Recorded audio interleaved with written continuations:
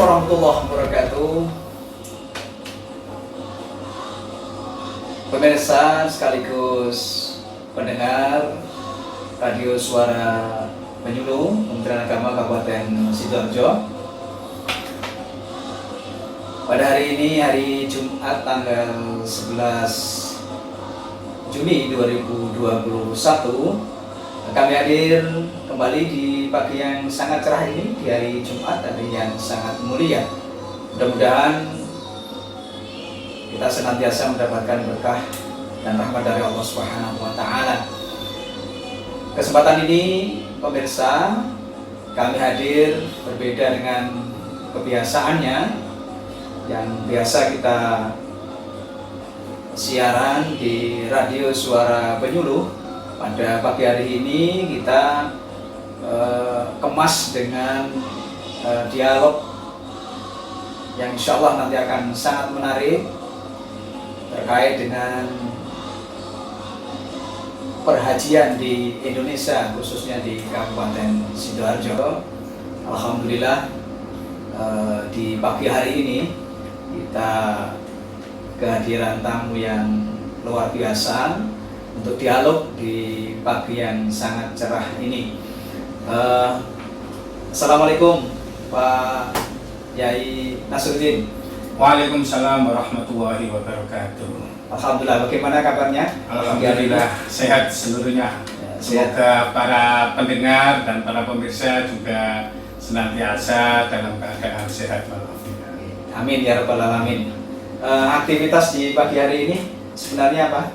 Ya, tadi pagi kita awali dengan Jumat olahraga. Iya, olahraga. Ya, setelah itu kemudian langsung menuju ke RSP, kantor Kementerian Agama Kabupaten Sidoarjo. Baik, Pak Yai, mungkin perlu kami sampaikan pada pemirsa dan juga pendengar bahwa yang hadir pada pagi hari ini adalah Bapak Kasih Penyelenggara Haji dan Umroh atau PHU, Kantor Kementerian Agama Kabupaten Sidoarjo, Bapak Kiai Haji Nasruddin LC MAG. Nah, beliau nanti akan menjelaskan ya dan terkait dengan perhajian yang saat ini ramai dibicarakan oleh masyarakat, khususnya di medsos ini. Nah, Pak Yai, sebenarnya keberangkatan haji ini bagaimana supaya di masyarakat ini bisa mendapatkan penjelasan yang valid, yang benar. Kalau dibaca di medsos, dilihat ini kan saling memberikan masukan, kadang juga ada hal yang juga tidak baik ya, sehingga informasi ini kadang salah ke masyarakat. Ini bagaimana kira-kira terkait dengan pembatalan haji yang saat ini terjadi? Terima kasih. Pertama kami sampaikan kepada Radio RSP yang memberikan kesempatan kepada kami untuk bisa menginformasikan dan menyampaikan hal-hal yang terkait dengan penyelenggaraan ibadah haji.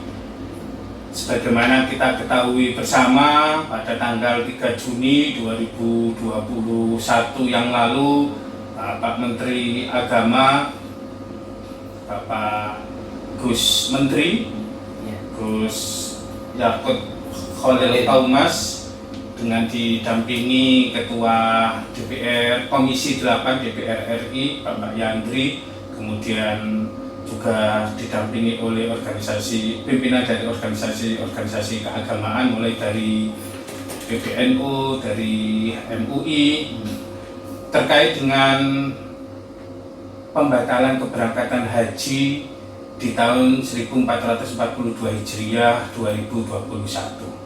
Sebagaimana kita ketahui bersama bahwasannya ada dua alasan yang pokok menjadikan pemerintah tidak jadi memberangkatkan jamaah haji di tahun ini. Pertama, karena kondisi COVID yang belum reda, bahkan di beberapa wilayah belahan dunia yang lain terjadi kenaikan pandemi corona yang cukup drastis. Di satu sisi pemerintah mempunyai kewajiban untuk memberikan perlindungan kepada jamaah haji. Sebagaimana asas daripada haji, pelaksanaan haji yaitu memberikan pembinaan, memberikan perlindungan, memberikan pelayanan kepada jamaah. Tentunya kita tidak ingin seandainya kita memaksakan diri untuk memberangkatkan jamaah, kemudian terjadi sesuatu yang tidak kita inginkan pada jamaah. Jadi alasan pandemi corona yang belum reda ini merupakan alasan yang sangat mendasar. Kemudian yang kedua, juga karena sampai dengan saat sekarang pemerintah Saudi belum memberikan pengumuman terkait dengan operasional pelaksanaan ibadah haji, terutama bagi negara-negara muslim yang lain. Di satu sisi, pelaksanaan ibadah haji itu dipersiapkan sedemikian rupa, mulai dari transportasi, akomodasi, konsumsi, pelayanan kesehatan, baik di dalam negeri maupun di luar negeri. Perlu kami informasikan, begitu Pak Gus Menteri ini diangkat menjadi Menteri Agama di akhir tahun 2020, itu beliau sudah membentuk tim krisis haji untuk mempersiapkan pelaksanaan ibadah haji di saat pandemi. Nah, skenario-skenario, alur-alur perjalanan sudah dibuat sedemikian rupa, mulai dari persiapan dokumen dan sebagainya. Sekarang ini 100% dokumen perjalanan haji itu sudah siap. Tetapi bagaimana mungkin kita bisa melaksanakan hal itu? Di satu sisi pemerintah kerajaan Saudi Arabia selaku tuan rumah daripada pelaksanaan ibadah haji itu belum membuka akses. Nah, dari pertimbangan-pertimbangan inilah dan juga kemudian dengan berkonsultasi, meminta fatwa, meminta saran dari para tokoh-tokoh organisasi keagamaan, maka walaupun dirasa pahit, tetapi sekali lagi ini demi kebaikan jamaah haji Indonesia, maka kemudian melalui keputusan Menteri Agama nomor 660 tahun 2021, maka diputuskan kebatalan keberangkatan haji di tahun 1442 Hijriah ini. Itu ya. Jadi sebenarnya sudah sangat gamblang ya, sangat jelas.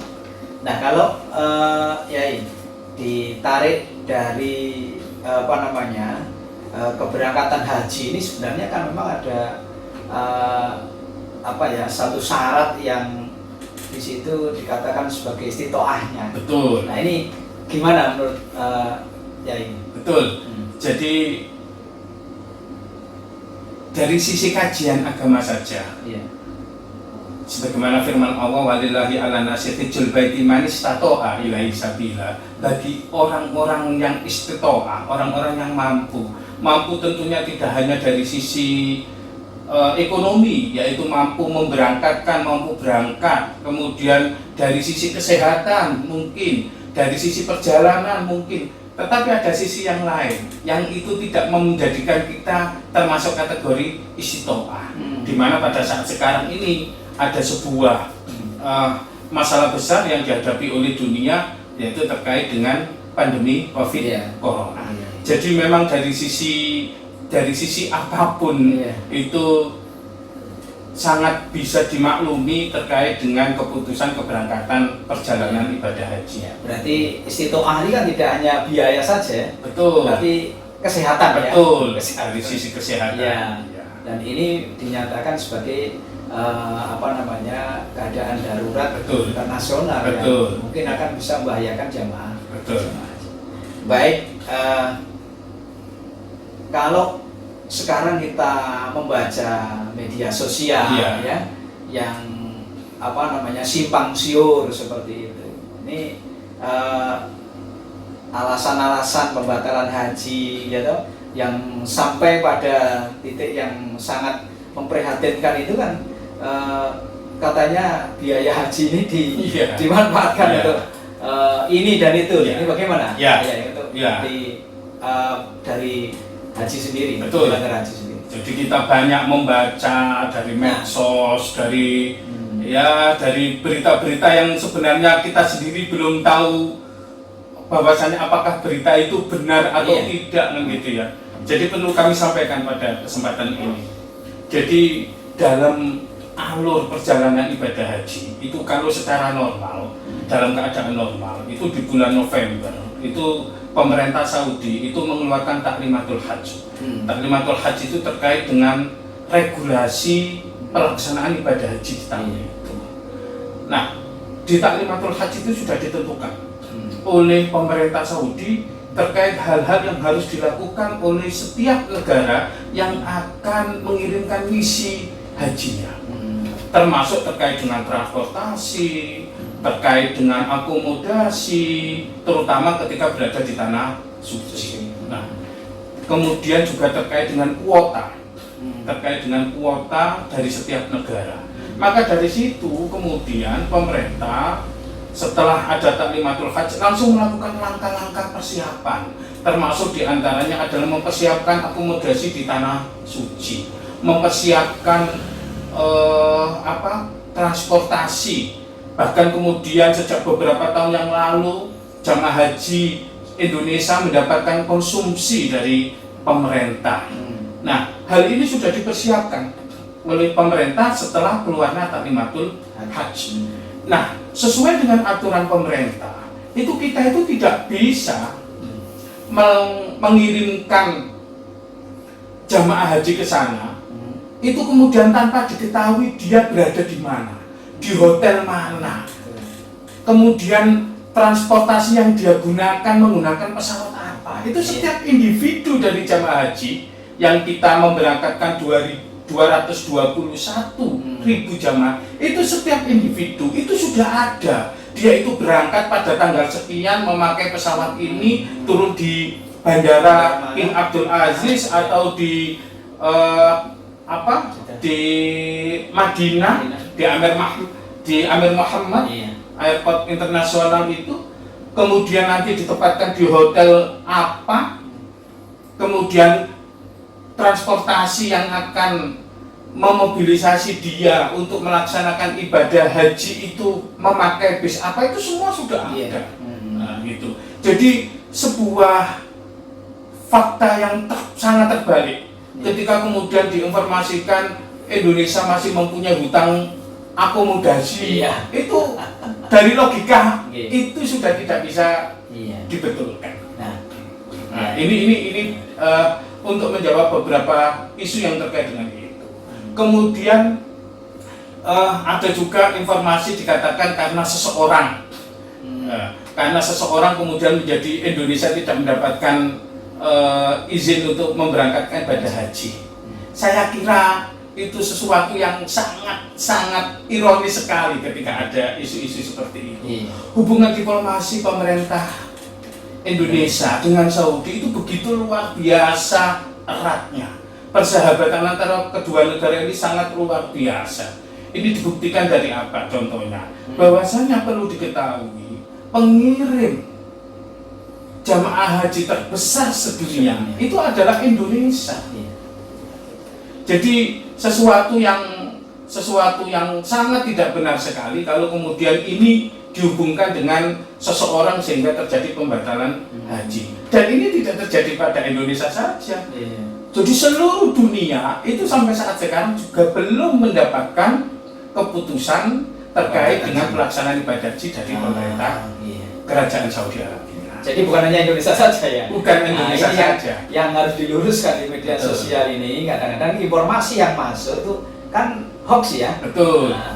Kadang-kadang masyarakat membaca itu secara sepintas, langsung dibaca dan ditelan saja, dipercayai bahwa itu adalah berita yang tidak benar. Betul. Dan kemudian kadang-kadang langsung di-share. Nah, ini yang masyarakat kita ini perlu pendewasaan tatkala membaca media sosial, apalagi ini terkait ibadah haji yang sebenarnya memang setiap tahun berangkat. Betul, Nah, ini. betul. Nah, Pak Yai, jadi kita sudah sangat jelas bahwa memang pembatalan haji ini ada alasan-alasan tertentu yang memang bisa kita terima, dan masyarakat khususnya jamaah yang akan berangkat ini mudah-mudahan dia juga menerima. Nah, tetapi khusus di Sidoarjo sendiri, apakah berdampak ini ya terhadap pendaftaran pendaftaran haji di Sidoarjo sendiri dengan adanya rumor bahwa sudah 2 tahun tidak berangkat, nunggunya masih lama lagi, ini gimana untuk di Sidoarjo sendiri? Terima kasih. Jadi saya bersyukur masyarakat Sidoarjo sangat dewasa ketika menyikapi terkait dengan berita-berita dan informasi terkait dengan pelaksanaan ibadah haji. Dan sampai dengan saat sekarang, alhamdulillah, animo masyarakat untuk mendaftar itu masih berjalan secara normal. Jadi adanya penurunan itu bukan karena karena pelaksanaan ibadah haji dibatalkan, bukan. Tetapi penurunan karena memang faktor ekonomi.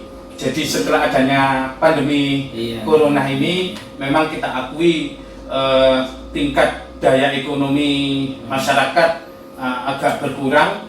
Nah, ini yang berpengaruh terhadap jumlah pendaftar. Jadi jumlah pendaftar turun itu bukan karena faktor pembatalan keberangkatan hajinya, tetapi karena memang faktor pandemi corona ini.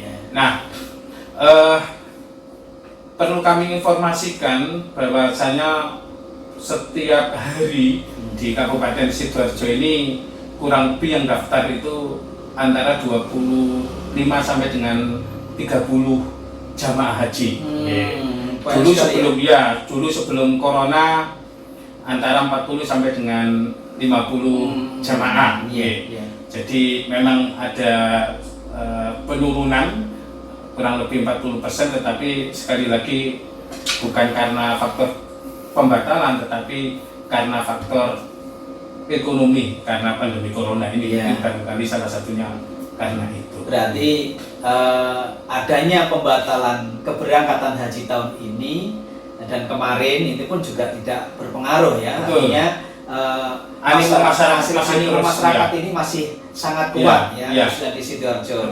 Alasannya adalah karena memang adanya pandemi yang memang secara meluas berpengaruh pada ekonomi. Dan perlu kami informasikan juga kepada jamaah, memang masa tunggu kita cukup lama.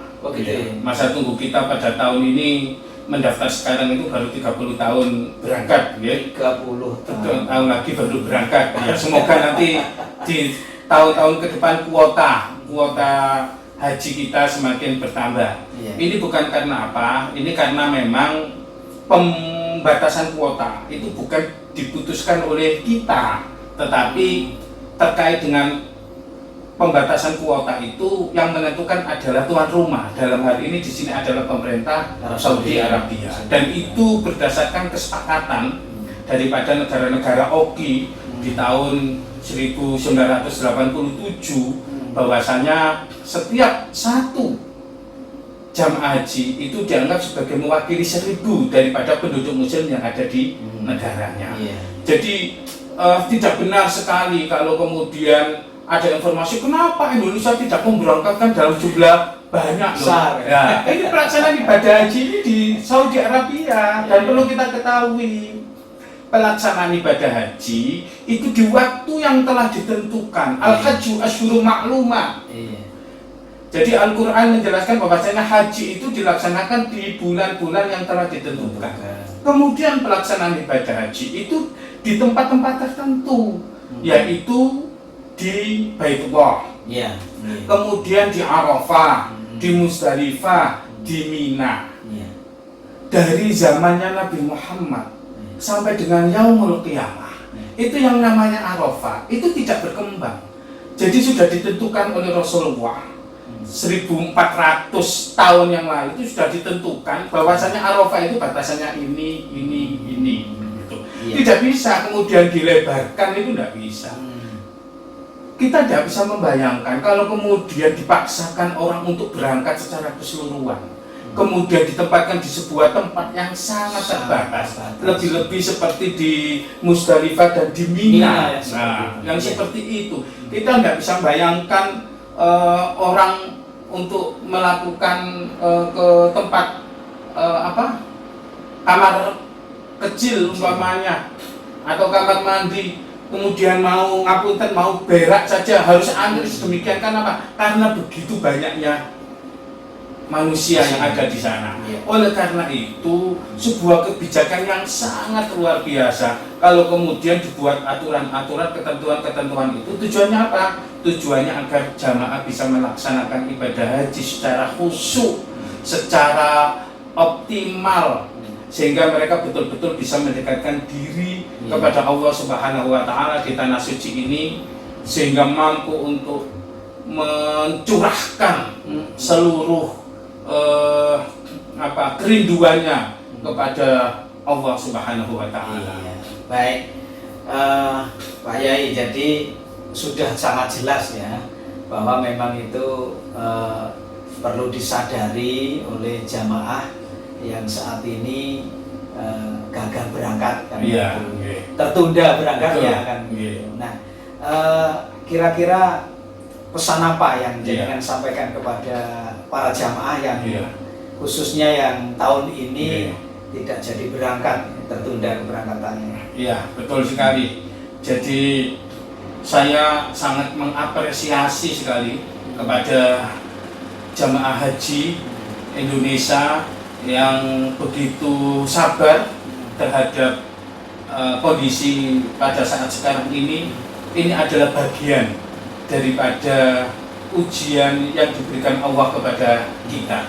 Percayalah bahwasanya niat kita untuk melaksanakan ibadah itu dicatat oleh Allah Subhanahu wa Ta'ala.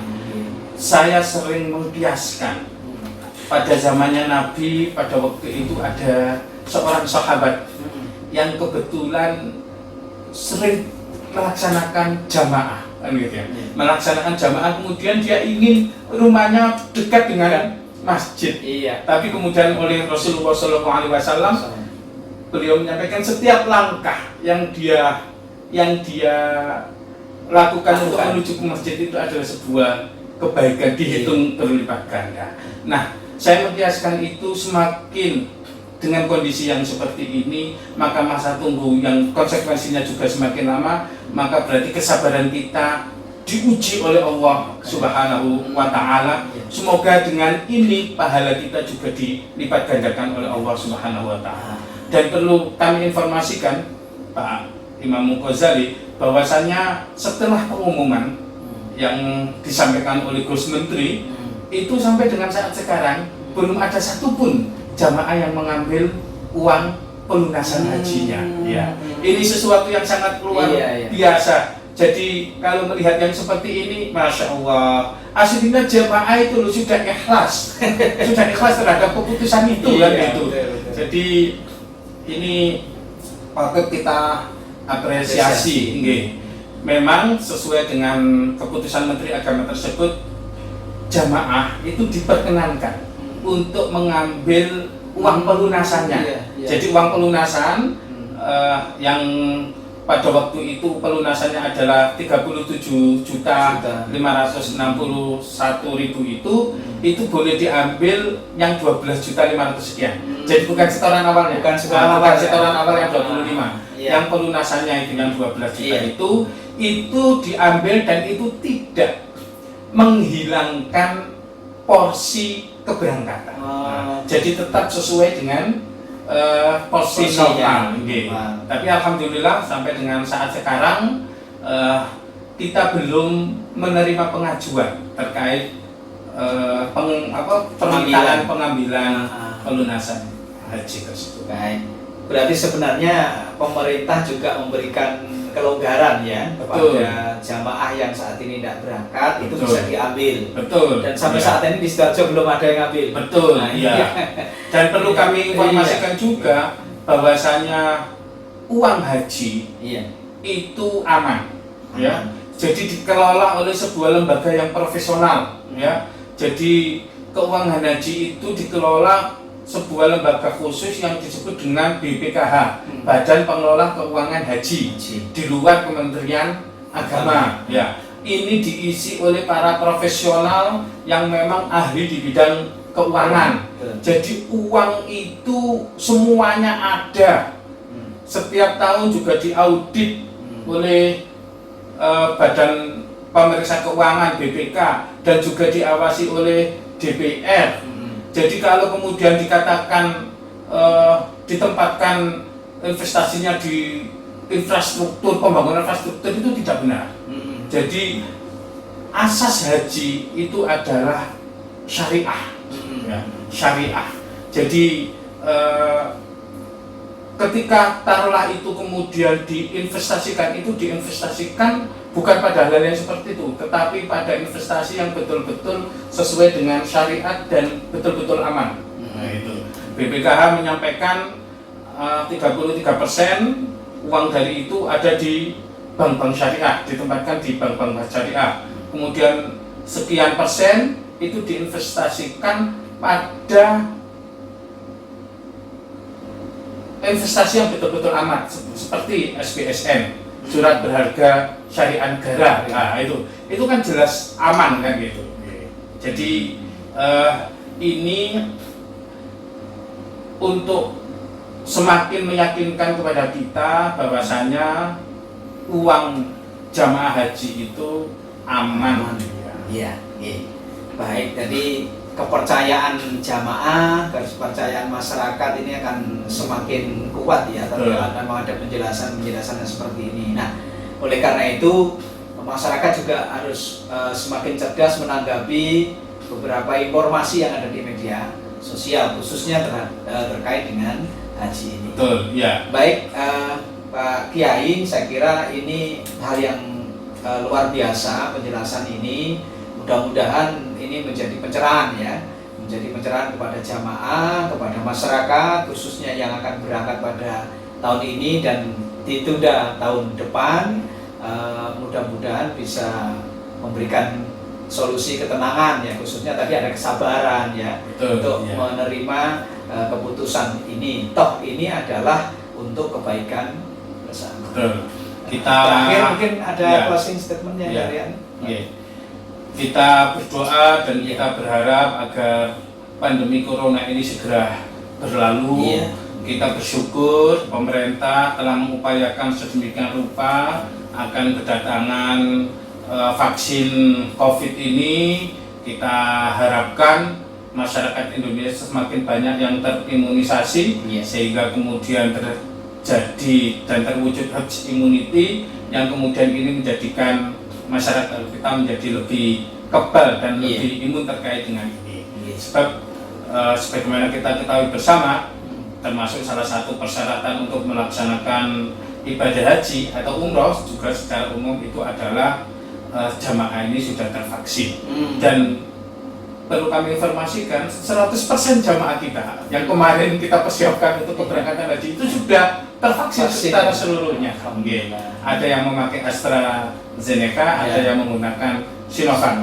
Dan kedua-duanya sekarang sudah mendapatkan persetujuan ya, karena vaksinnya vaksin tertentu yang kemudian tidak diperbolehkan oleh pemerintah Saudi sama sekali tidak. Sehingga kita harapkan di tahun 2022 jamaah haji terutama yang telah menunggu selama 2 tahun ini bisa melepaskan kerinduannya dengan melaksanakan ibadah haji di tanah suci. Demikian, terima kasih. Iya, terima kasih Pak Yai. Mudah-mudahan ada guna dan manfaatnya bagi masyarakat dan kita akan berjumpa di lain kesempatan. Baik, pemirsa dan pendengar Radio Suara Penyuluh Kementerian Agama Kabupaten Sidoarjo, demikian tadi satu bincang-bincang terkait dengan haji khususnya di Kabupaten Sidoarjo. Mudah-mudahan bermanfaat dan mudah-mudahan bisa memberikan solusi ya, kepercayaan kepada penyelenggara haji khususnya di Sidoarjo dan umumnya di Indonesia. Mudah-mudahan kita akan bisa ketemu di lain waktu. Baik, assalamualaikum warahmatullahi wabarakatuh. Waalaikumsalam warahmatullahi wabarakatuh.